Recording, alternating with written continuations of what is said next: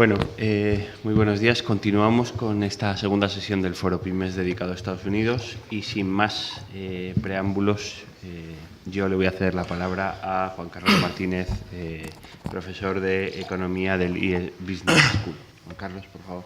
Muy bien, pues muy buenos días a todos ustedes y muchísimas gracias a Casa América por contar con nosotros una vez más con el IE Business School y en concreto conmigo para este tipo de radiografías de las economías de los distintos países que se están presentando en este Foro Pymes y por supuesto a la Embajada de Estados Unidos y a Robert Jones, que a continuación pues completará este marco de análisis que yo inicio, ¿no? Estados Unidos, la recuperación se consolida. Bueno, pues ese podría ser un poco el titular que buscaba, ¿no? La verdad es que la economía norteamericana viene dándonos buenas noticias, a diferencia de lo que ha ocurrido con Europa, y podríamos decir que la consolidación o que la recuperación pues ya está consolidada totalmente, ¿no? Es un hecho. Antes de nada, bueno, Estados Unidos es el tercer país más poblado del planeta. Es cierto que la Unión Europea tiene más habitantes, más de 500, pero estamos hablando de una población de 314 millones, claramente destacada por el siguiente país, que sería Indonesia, ¿no? Y, como todos sabemos, es la mayor economía mundial, ¿no? Con un PIB en dólares de más de casi 17.000 millones, ¿no? Frente a España, que tiene apenas 1.360, ¿no?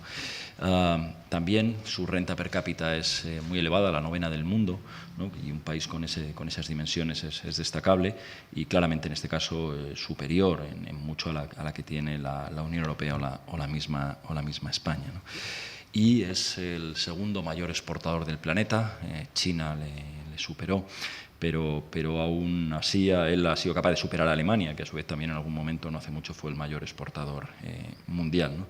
Entonces, bueno, pues hoy en día se configura como el segundo exportador y bueno, tiene una cota de exportaciones cercana al 9% del total mundial. España es un pequeño exportador en ese sentido, somos los 20º exportadores del mundo. Y ya centrándonos un poco en la situación económica, en la coyuntura económica de Estados Unidos, bueno, pues aquí vemos el gráfico, ¿no? de lo que ha sido la entrada y salida de la crisis y vemos cómo claramente pues, la economía norteamericana rápidamente superó. Es verdad que venía creciendo a ritmos más elevados de los que luego ha estado, pero bueno, la recesión fue dura, fue intensa, pero también la recuperación fue rápida. Hubo un efecto rebote en el año 2010 para luego volver a entrar en esa especie de bache que fue el año 2011 para todas las economías avanzadas y a partir de ahí, bueno, pues con ciertas vaivenes, pues va consolidando una recuperación. Para este año se espera un crecimiento, las últimas previsiones nos dan un crecimiento del 2% y van a ser mayores, cercanas al 2,8%, pero lo cierto es que el primer trimestre, por factores bueno, no habituales, pues no ha sido especialmente bueno y eso ha forzado a revisar esas previsiones, ¿no? El Fondo Monetario las revisaba no hace mucho, pero se espera que eso sea un borrón y que ya todos los datos apuntan a que en este segundo trimestre que acabamos de finalizar pues se ha recuperado ese ritmo de crecimiento y que no habrá muchos problemas para que el año que viene pues la economía norteamericana esté creciendo en ritmos muy próximos al 3%. Pero aún así de esa recuperación y de esos niveles, lo que no tenemos que olvidar es que esta crisis ha sido terrible y en el caso de Estados Unidos también. Aquí es un tema interesante, vemos como en otros periodos de crisis, la crisis del año 81 o 2001, pues rápidamente o en muy poco tiempo comparado con esta se recuperaba el nivel previo de precrisis, el nivel del PIB, ¿no? Fíjense que apenas en el año 2001 eran apenas 3 trimestres cuando estábamos, en el año 81 eran 7 trimestres, pero en esta pues han sido 23 trimestres lo que han sido necesarios que transcurran para que la economía norteamericana recuperara los niveles precrisis, ¿no? España todavía no los ha recuperado, estamos un 7,5 por debajo y de hecho me temo que todavía pasarán unos cuantos años hasta que lo recuperemos. Pero aún así, con esto lo que mostramos es que ha sido una crisis verdaderamente intensa y que ha costado mucho recuperar los niveles. Decía antes ese primer trimestre malo, pero aún así Estados Unidos sigue siendo el que marca el ritmo de la recuperación mundial, ¿no? Claramente crece más que el resto o que las otras economías avanzadas importantes, la zona euro y Japón, a pesar de ese mal trimestre que tenemos ahí. Y bueno, como claramente vuelve a hacer de locomotora económica, ¿no? Un crecimiento aproximado este año del 2 y para el año que viene podría acelerarse hacia el 3. Y un crecimiento que está basado sobre todo en la recuperación, en el crecimiento de la demanda interna, ¿no? El consumo privado, ahí lo ven, es el que más ha aportado, ¿no? Y el que más viene aportando, y eso te indica que eso es un termómetro estupendo, sobre todo en una economía como la norteamericana, muy dependiente del consumo privado. Todas las economías avanzadas son dependientes del consumo privado, pero especialmente la norteamericana, donde la propensión al consumo es mayor, ¿no? Y bueno, pues ahí vemos cómo es estos son los datos del primer trimestre, no son significativos, los factores climatológicos, un ajuste, como ven ahí, de existencia es muy importante, pues es lo que ha lastrado ese crecimiento, pero como digo, factores puntuales que ya han sido claramente superados en el segundo trimestre, y todo apunta a que a lo largo del final del año, hasta final del año, van a ser claramente, como decía, superados, ¿no? También la recuperación del mercado inmobiliario tuvo una gran caída, ahí estaba el origen de alguna manera de la crisis, en esa burbuja inmobiliaria que tuvo Estados Unidos, o que acumuló Estados Unidos durante una parte importante de la pasada década, pero rápidamente aquello ya se ajustó, el ajuste tanto en precios como en cantidades fue mucho más rápido que el que hemos tenido en España, y ha permitido que otra vez el mercado inmobiliario esté creciendo en todos los parámetros que lo podemos ver, desde en precios, que es un indicador interesante porque te habla de que las cosas vuelven a funcionar, como también en el tema de la construcción, de la venta de viviendas. En todos los parámetros que podemos ver, vemos como claramente la tendencia, independientemente que haya picos, pues es al alza. Si lo comparamos con España, todavía tanto el ajuste en precios como en cantidades pues no ha finalizado, ¿no? Y es verdad que no ha sido un factor tan decisivo como en otras economías, pero también el tipo de cambio ha ayudado a esa recuperación. No tanto ahora, desde el inicio de la crisis hemos visto movimientos de tipos de cambio con el dólar, no hemos visto dólar apreciados, dólar depreciados, no con el euro, pero sí con otras divisas, y ha habido momentos donde el dólar era el villano porque se depreciaba, y en otros momentos eran otras monedas las que se depreciaban respecto al dólar, ¿no? En este sentido, bueno, pues ya podemos decir que el dólar es una moneda apreciada, lo cual ya no favorece tanto sus exportaciones, con gran parte de monedas latinoamericanas que han tenido un importante proceso depreciatorio en los últimos 13-14 meses, o con el yen japonés, ¿no? Que también, desde que inició sus programas de expansión cuantitativa hace año y medio, pues también ha sufrido una importante depreciación con el dólar. Pero con el euro no, con el euro es al revés, es el euro el que está apreciado, el que está fuerte, y como vemos, pues el del último año, la cotización del último año, pues ha mantenido ahí en esos niveles próximos al 1, entre 1,35 y 1,37, pues con bastante tranquilidad durante todo, sin grandes oscilaciones, ¿no? Y es verdad que esto, vemos ahí la cotización histórica euro-dólar desde el año 99, esos 15 años de cotización que tenemos, y es verdad que ha habido algunos momentos donde el euro estaba más apreciado que con el dólar. Llegamos ahí en los años entre el 8 y el 9 pues a estar en tipos de cambio cercanos al 1,6, pero es verdad que ahora mismo nos movemos en un rango bastante alto, lo cual no acaba de tener mucho sentido, salvo que nos vayamos a analizar o a ver las expectativas que genera la política monetaria. Una política monetaria que en Estados Unidos, haciendo gala de esa flexibilidad que tiene su economía y también extendida en este caso la política monetaria, pues fue el primer banco central que empezó a hacer fuertes bajadas de tipos de interés, tenía los tipos por encima del 5%, y bueno, pues cuando la crisis empezó a aparecer, el lobo empezó a aparecer por allí, pues rápidamente fueron terriblemente agresivas las bajadas de tipos. No había finalizado el año 2008 y los tipos estaban al nivel que están ahora, ¿no? Con lo cual, bueno, pues fue muy agresiva. Eso es típico, una política monetaria muy acomodaticia al ciclo económico, con mucha más rapidez que el Banco de Inglaterra o que el Banco Central Europeo, que, bueno, pues todos seguro que recordamos cómo en el año 8 nos sorprendió con subidas de tipos de interés allá por esto en julio de 2008, porque preveía ciertas tensiones inflacionistas. Bueno, hoy en día todas las grandes economías avanzadas tienen los tipos de interés muy bajos, y sin duda ha sido esa agilidad en la política monetaria, tanto convencional como son la bajada de tipos, como la no convencional, lo que ha hecho que la economía norteamericana pues haya estado en condiciones de recuperarse mucho más rápidamente, ¿no? Y bueno, pues mientras que este es el balance, cómo ha crecido el balance de los bancos centrales desde el inicio de la crisis, y vemos que si los ponemos todos en base 100, pues Estados Unidos es el más agresivo, la Reserva Federal ha sido el banco central más agresivo, el que más ha hecho por, digamos, poner tanto de su lado, veíamos antes en medidas no convencionales como tipos de interés, en no convencionales como es la expansión monetaria, el quantitative easing, pues ha crecido su balance, se ha multiplicado por 5, ¿no? Fíjense con Europa, donde apenas ha crecido un 50%, mientras que ha sido un 500% lo que ha crecido en Estados Unidos, ¿no? Y eso es lo que ha ayudado, esos programas de estímulo monetario, de meter dinero en la economía, de alguna manera lo que han ayudado a la economía norteamericana a salir tan rápido de la crisis, ¿no? Y bueno, pues ese programa de expansión monetaria que está en vigor, el Quantitative Easing 3, ¿no? Bueno, ya se anunció el año pasado, en mayo, que había que empezar a retirarlo, empezó a hacerse este año. De los 80.000 millones que estaba metiendo Estados Unidos todos los meses en los mercados, estamos ya en cifras mucho más bajas, ¿no? Para este mes estaremos ya en cifras de 35.000, si no me equivoco, lo que se está inyectando, y se espera ya que a finales del trimestre, a finales de año, en el cuarto trimestre, pues desaparezca totalmente, ¿no? A partir de ahí ya la Reserva Federal dejará de empujar la economía norteamericana, porque esta ya tendrá inercia propia, habrá cogido velocidad de crucero y no necesitará estas inyecciones monetarias. Justo cuando Estados Unidos las finaliza es cuando parece que se anuncian en la zona euro, y eso, pues lo que ya nos está anticipando, pues son seguramente movimientos en tipos de interés, ¿no? Estados Unidos, como digamos, tenía los tipos de interés muy bajos desde el año 2008, todo lo que ha sido la crisis, pero ya probablemente estaremos viendo que seguramente antes de un año los tipos empezarán a aumentar en Estados Unidos, precisamente para estar preparados y evitar tensiones inflacionistas. Ya vemos cómo la inflación está en ritmos cercanos al 2%, tanto en IPC como subyacente, en tasas cercanas, y probablemente si la recuperación se sigue consolidando y Estados Unidos continúa apalancando el crecimiento o incrementando su crecimiento, pues habrá que tomar, o la Reserva Federal tomará medidas de subir tipos de interés, digamos, esperando poner, con esa política de muchas veces que utilizan los bancos centrales, de poner la venda antes de que surja la herida.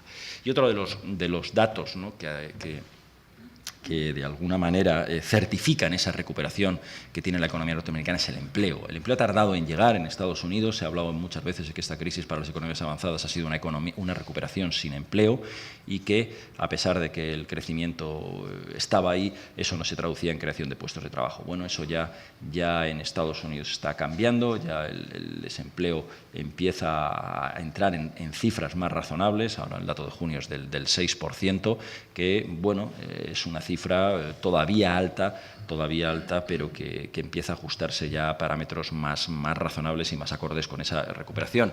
Y todavía quedan algunas cosas, quedan algunas sombras. Estamos hablando de la tasa de desempleo, que está ya en niveles del 6,1, pero la creación de empleo no está siendo tan sólida, o no ha sido tan sólida hasta ahora. En los últimos meses están creciendo ritmos de 200.000 empleos de media, pero es cierto que todavía Estados Unidos está por debajo del nivel de empleo que tenía precrisis. De hecho, fíjense esto que indicativo es. Volvemos a comparar, a poner cómo estaba, en este caso, no el crecimiento del PIB como veíamos antes, o no el nivel de PIB, sino el nivel de empleo, y vemos cómo, pues, en episodios anteriores de crisis, volvemos al año 81, volvemos a la de 2001, rápidamente se recuperaba el nivel de empleo, y en este caso, pues, van a ser necesarios más de 70 meses para volver a los niveles de empleo que tenía Estados Unidos antes de la crisis. Ha sido, como digo, gran parte ha sido una recuperación sin empleo. Ahora empieza esa recuperación del empleo a acompañar el proceso de recuperación económica, ¿no? Y, bueno, siguiendo con el repaso de macromagnitudes, vemos como el déficit público entra en una senda de corrección. Creció mucho en Estados Unidos, llegó a niveles cercanos al 15%, y la verdad es que ya se ha reducido. El año pasado la economía norteamericana cerraba con cifras de déficit del 7 y pico, muy parecido a lo que tiene España, pero ya está claramente en una senda de consolidación fiscal, ¿no? Parece haber dejado atrás esos problemas que tuvo el año pasado, especialmente, recuerdan, en el mes de noviembre, cuando el famoso fiscal cliff, pues, estuvo a punto de llevar a una suspensión de pagos. Y eso es porque también Estados Unidos, durante la crisis, pues, al igual que todas las economías desarrolladas, no solamente ha tirado de estímulos monetarios con gran éxito, sino también de estímulos fiscales, y eso ha llevado a elevar de forma importante, pues, el nivel de deuda, ¿no?, sobre PIB. El ratio ya está por encima del 100%, en niveles similares a los que tienen algunas economías europeas o periféricas del sur de Europa. Y, bueno, pues este era uno de los problemas, y este será uno de los problemas que tiene Estados Unidos. De alguna manera tiene que avanzar en ese proceso, compatibilizar ese crecimiento económico con ese proceso de consolidación fiscal, para tratar que los ratios de deuda no sigan creciendo con la alegría que lo han venido haciendo estos años pasados, singularmente a partir del año 2009. Y en el lado comercial, en el sector exterior, bueno, pues la balanza comercial mantiene un déficit cercano al 4,5% del PIB. Ahí vemos que Estados Unidos es un país que tiene un déficit comercial. Tradicionalmente es una economía que tiene una gran vocación importadora. Digamos que era el segundo exportador del mundo, pero también es el primer importador y, por tanto, bueno, pues ese déficit comercial viene siendo tradicional en la economía norteamericana y se traduce en un déficit por cuenta corriente, puesto que los superávit en la balanza por servicios o en la balanza de rentas pues no dan para cubrir el gran déficit en balanza comercial o el déficit que hay en transferencias corrientes, ¿no? Este también es tradicional en Estados Unidos, es uno de los grandes desequilibrios que tuvo la economía norteamericana, junto con el déficit público, era lo que se conocían antes de la crisis, los déficits gemelos, que eran un factor de riesgo, déficit público, déficit por cuenta corriente. Esos déficits gemelos se mantienen, aunque ya no son tal vez gemelos. El déficit por cuenta corriente está más bajo, en torno a cifras del 2,5, parámetros mucho más razonables que esos 5 o 6% que llegó a tener antes de la crisis. El déficit público se mantiene en niveles aún todavía elevados. Pero, bueno, yo siempre digo que el problema de los déficits no es el déficit en sí, sino financiarlo, y en este sentido, pues Estados Unidos no tiene ningún problema en financiar ninguno de sus dos desequilibrios, por tanto, pues puede de alguna manera convivir con ellos con un éxito importante. Fíjense que este déficit por cuenta corriente, a pesar de que se ha corregido en Estados Unidos, choca con lo que hay en Europa, donde la posición es de superávit por cuenta corriente. Pero Estados Unidos, bueno, pues siempre está en una zona de déficit mayor o menor, ahora está más estable, pero aún así déficit a niveles importantes. Y hablando un poco entre la situación del comercio exterior entre España y Estados Unidos, bueno, antes de eso, nosotros, los principales socios comerciales, lo decía antes en esta mesa, pues son Canadá, México y China, los principales socios comerciales de Estados Unidos, tanto por importaciones como exportaciones, y la verdad es que España, pues hay que decirlo, pinta poco en el comercio exterior norteamericano. Somos el 26º cliente y el 26º proveedor, y yo creo que hay un margen importante para incrementar estas cifras. Desde el punto de vista español, pues estamos hablando, o el punto de vista bilateral, estamos hablando de un comercio algo inferior a los 20.000 millones de euros. Es nuestro sexto cliente tras los 5 países europeos a los que más exportamos, y es nuestro quinto proveedor, ¿no? Pero yo creo que son cifras pequeñas y que de alguna manera deberían incrementarse, sobre todo desde el punto de vista de las exportaciones españolas. Como digo, pues somos el 26º proveedor de Estados Unidos. Y ese comercio está bastante diversificado, es un comercio con patrones similares, ¿no? No estamos hablando de un comercio donde hay flujos de materias primas fundamentalmente en un sentido y de productos industriales o de bienes de equipo en el otro, sino que es curioso que los principales rubros de esa exportación en ambos sentidos, pues estamos hablando básicamente de bienes de equipos, de semifacturas, de alimentos.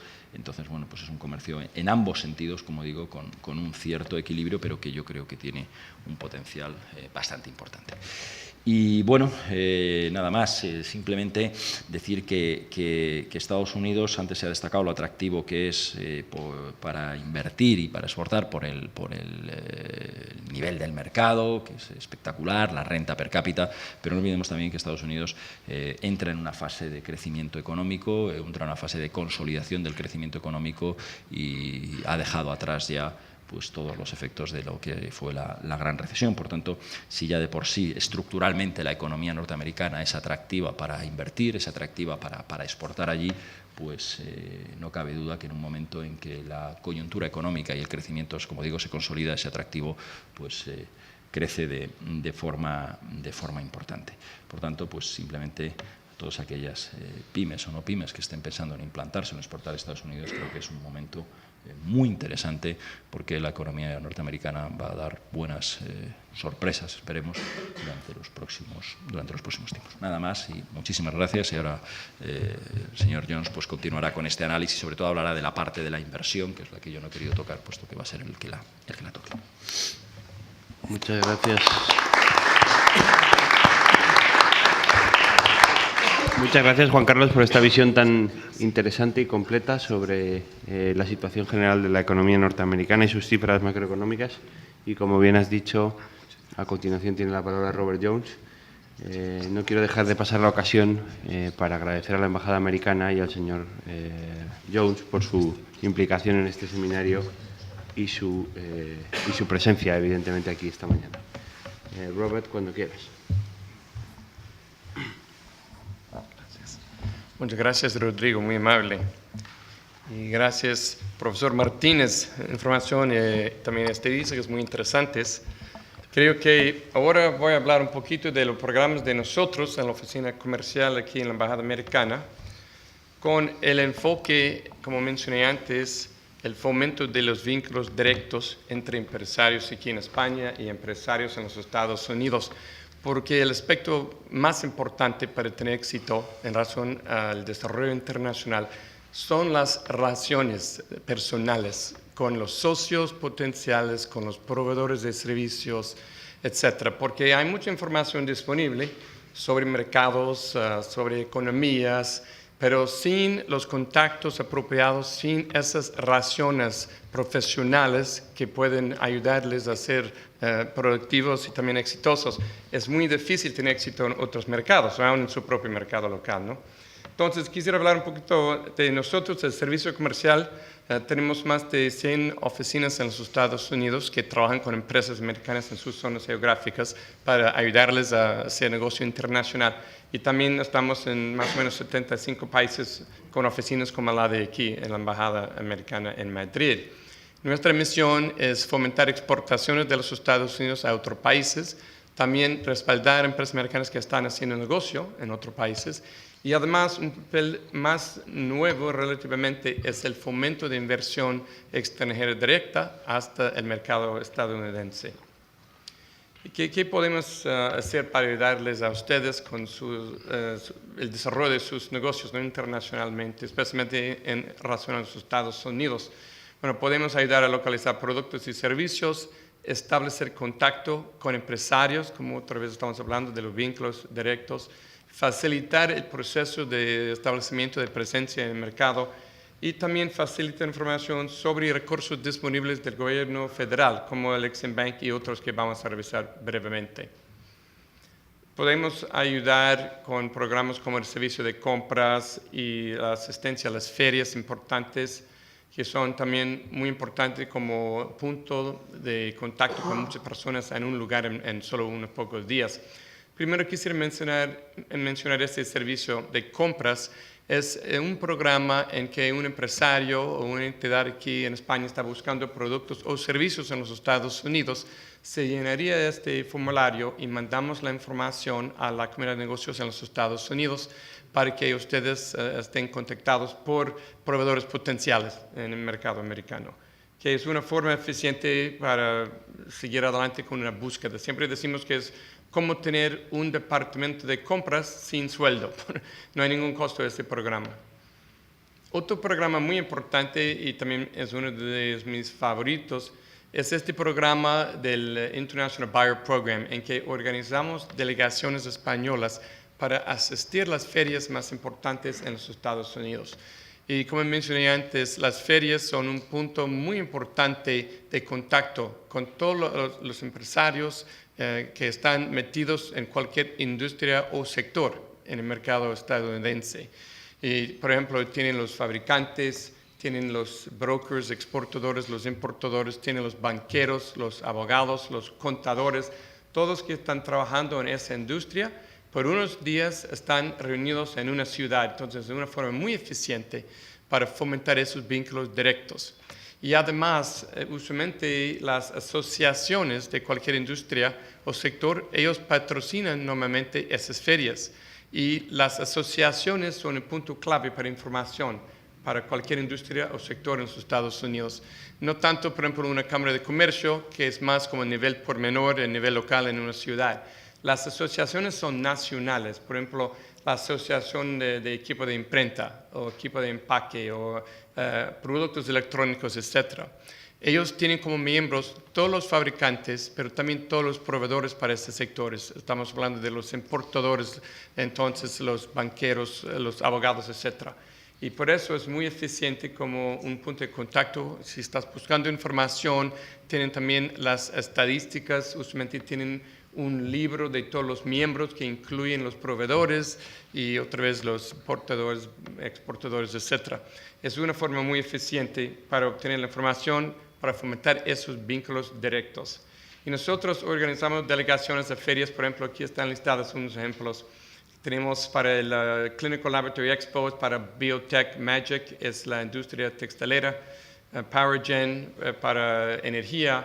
Tenemos una persona en nuestra oficina, por ejemplo, aquí está anotado para cada feria, que es el punto de contacto en nuestra oficina para ese sector o industria. Entonces, ellos están organizando la delegación y también ellos acompañan la delegación española a la feria. Entonces, ellos están allá para ayudarles durante la visita a la feria, porque estos eventos en muchos casos son gigantescos, muy grandes, pueden ayudar a buscar citas. También hay una sala internacional que provee servicios a los visitantes internacionales, tienen traductores, información disponible para fomentar las citas, etc.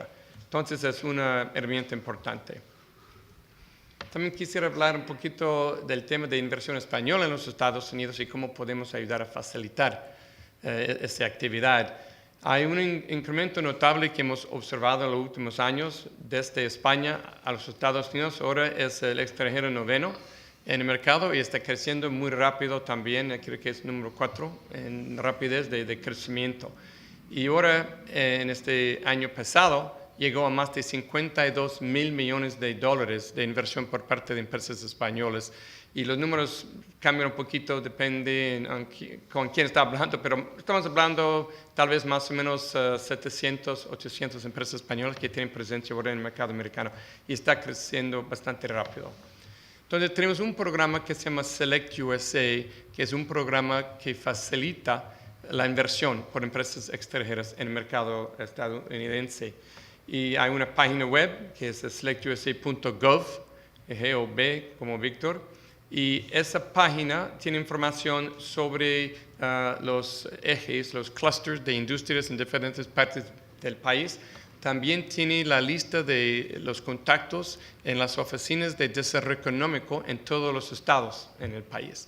Y esas oficinas de desarrollo económico son muy importantes como punto clave de contacto para cualquier empresa, porque su papel es facilitar inversión hasta sus estados, ¿no?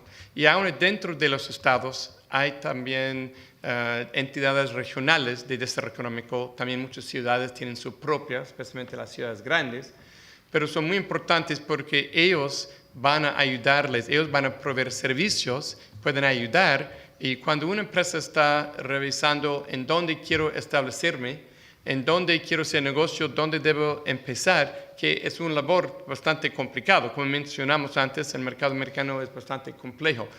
Muchas empresas nos acercan y nos preguntan dónde debo instalarme allá. Y no es tan fácil dar una respuesta. Es importante hablar con estas oficinas de desarrollo económico, también trabajando con la oficina de Select USA, tal vez para ver dónde están los ejes de industria en que tienen interés ustedes. Y después también las oficinas del Estado pueden ofrecer incentivos, por ejemplo, como impuestos. Pueden hacer estudios para ayudarles a obtener información sobre la industria en su estado y cuáles son las ventajas para invertir en su área geográfica. También las oficinas de desarrollo económico pueden hablar con las universidades en sus estados para estar seguro que ustedes tengan los graduados necesarios para trabajar con su empresa.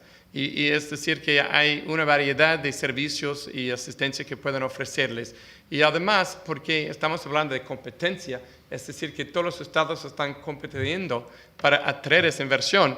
Yo siempre digo, es como comprar una alfombra en el mercado. Nunca vas a acercar a un kiosco y comprar la primera alfombra. Tienen que circular el mercado, hablar con todos para ver en dónde está el mejor arreglo, en dónde le conviene más para establecerse en este caso. Y la oficina de Select USA puede ayudar, puede funcionar como ombudsman. Por ejemplo, si hay preguntas sobre regulaciones, es otro tema medio complicado de vez en cuando. Hay regulaciones federales y también estatales. Y por eso es importante entender cuáles son y cómo pueden orientar, cómo pueden satisfacer los requisitos, las regulaciones, sin demasiada demora, porque las demoras cuestan dinero para una empresa que está estableciendo operaciones. También hay una base de datos, se llama Service Solutions USA, que hemos desarrollado aquí en España. Este programa, en la base de datos, consiste de proveedores norteamericanos que les pueden ayudar a los inversores extranjeros que tienen interés en el mercado americano.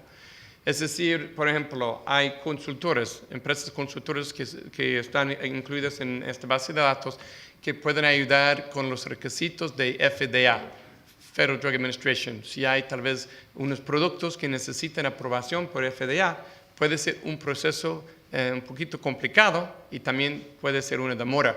Estas consultoras en muchos casos eran empleados antes de FDA y ya saben muy bien cómo orientar este proceso de aplicar y obtener aprobación. Y es solo un ejemplo. También hay abogados de inmigración para hablar del tema de visado. Tenemos aquí en el consulado, en la embajada, también personas que pueden guiarles con el tema del visado, siempre muy importante, pero también hay abogados aquí en esta base de datos que tienen mucha experiencia que pueden ayudar. También personas que pueden ayudar con bienes raíces y temas de reubicación para ejecutivos y otros temas parecidos, contadores, las leyes de impuestos. Ahora, como ustedes saben, tal vez ya hay un tratado firmado, pero todavía no aprobado, de doble impuesto entre los dos países, los Estados Unidos y España. Esperamos que se pueda aprobar pronto, pero los expertos contados de impuestos pueden ayudar a orientar por ese proceso, también que es muy importante para cualquier empresa. Cuando estamos hablando del mercado estadounidense, claro, es el mercado más grande del mundo, ¿no?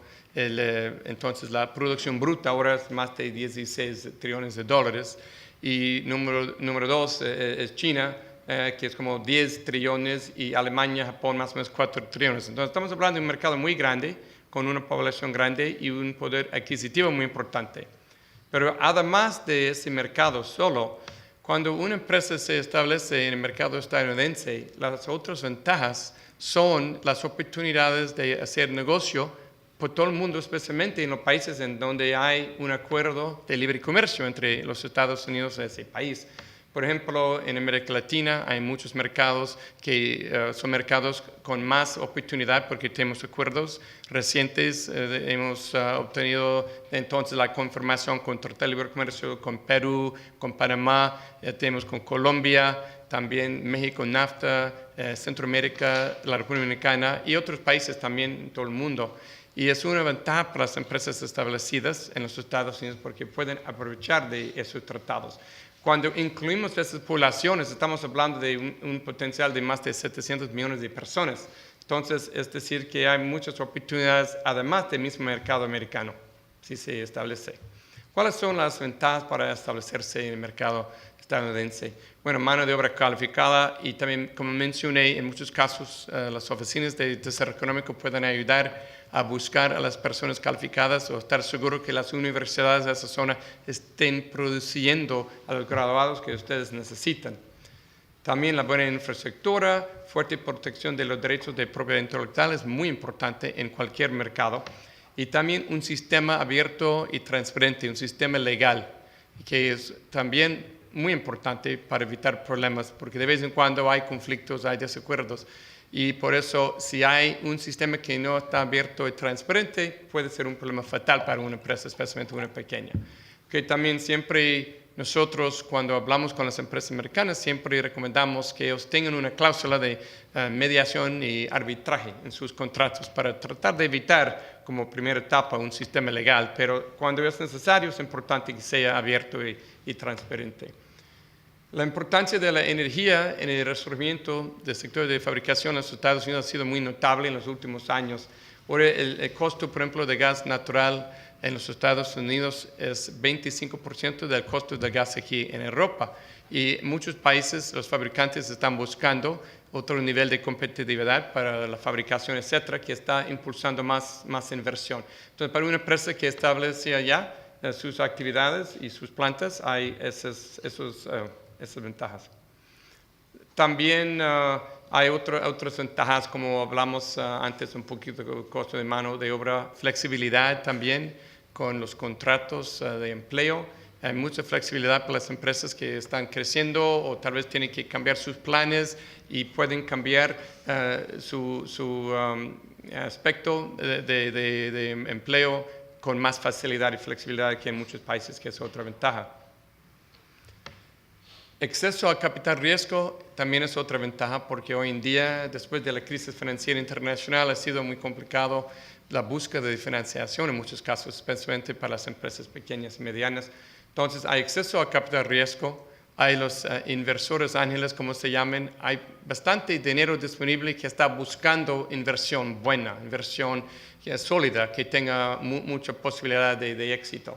Y en ese caso hay grupos también en muchas ciudades, hay grupos como los incubadores, en que hay empresas pequeñas en un lugar en donde están combinando los recursos, incluyendo la financiación, la información necesaria para que tengan éxito. Por ejemplo, si una empresa quiere establecerse en Miami o San Francisco o Dallas, lo que sea, en muchos casos hay esas entidades de negocio para fomentar el desarrollo de empresas pequeñas.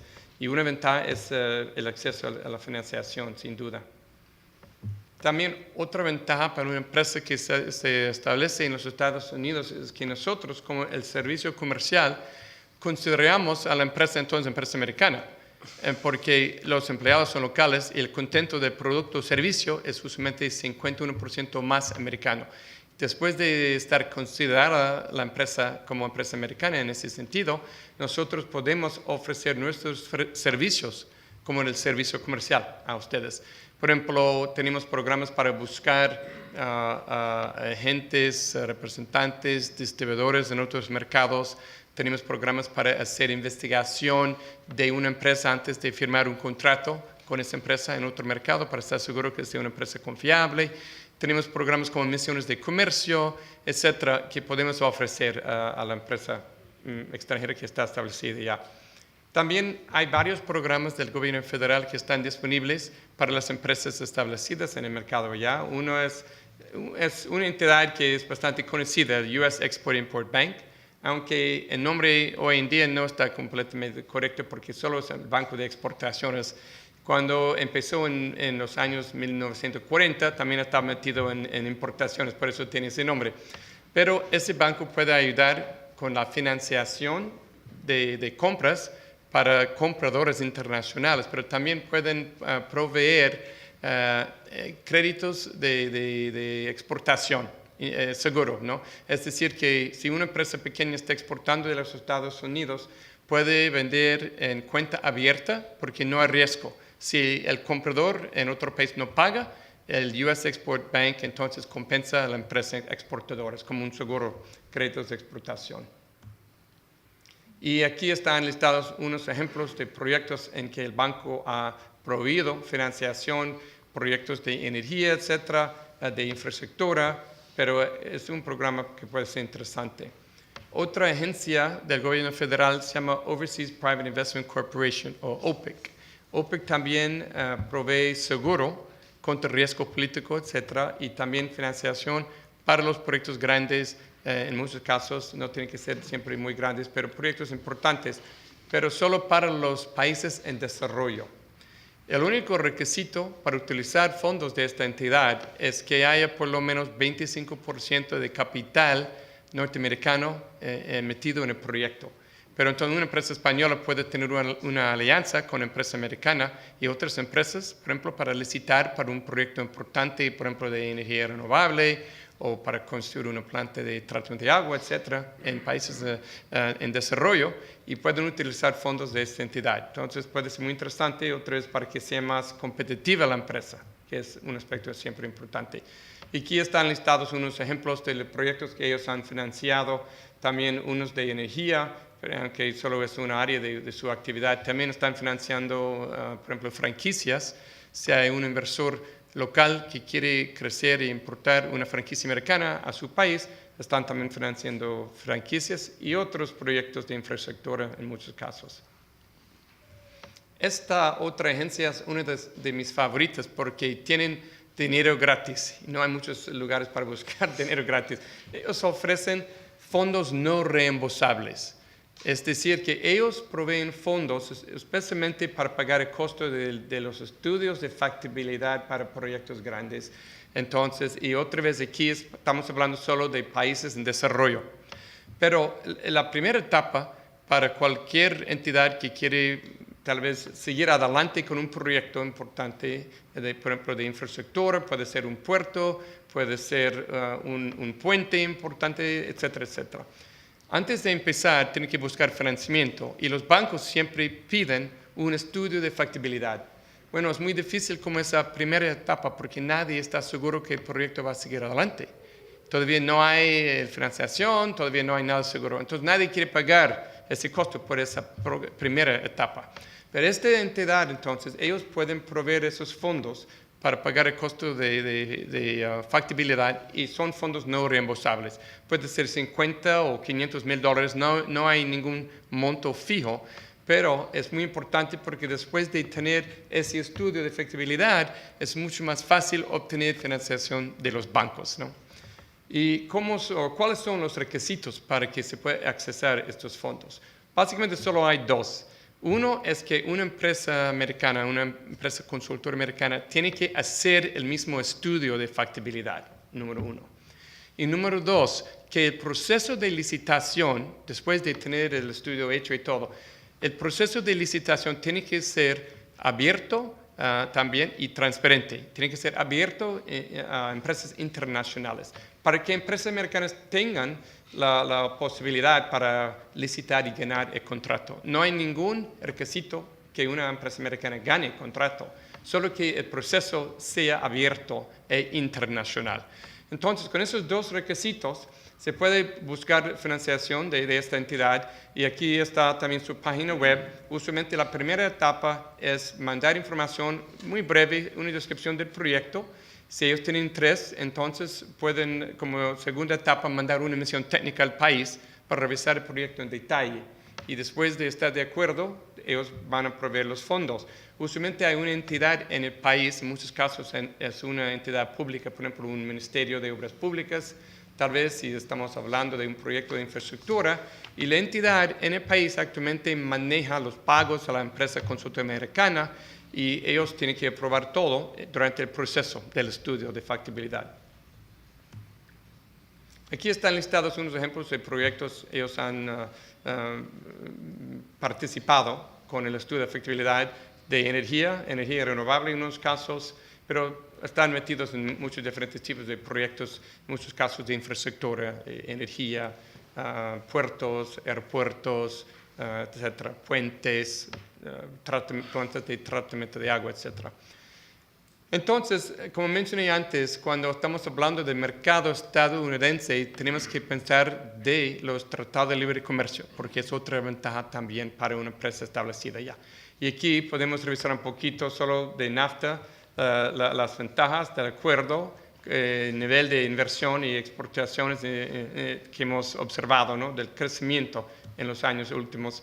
Y también se pueden revisar las tasas de crecimiento económico en las Américas, especialmente América Latina, el Caribe, en donde hay tasas en general bastante más altas que en los países, en las economías desarrolladas. Por eso, desde como una base en los Estados Unidos es posible aprovechar de las oportunidades en esos mercados que están creciendo mucho más rápido, y Colombia, Perú, también Panamá, México, etcétera, en que hay tasas más altas y también economías que tienen muchas necesidades y tienen más poder adquisitivo, las clases medianas están creciendo, etcétera. Como mencioné antes, estamos a sus órdenes con mucho gusto. Aquí está el email para la oficina y espero que podamos tener la oportunidad para hablar un poquito tal vez durante el descanso del café, pero con mucho gusto nos encantaría trabajar con ustedes para ayudarles a lograr sus objetivos en el mercado americano. Muchas gracias otra vez por la oportunidad para estar aquí esta mañana. Gracias.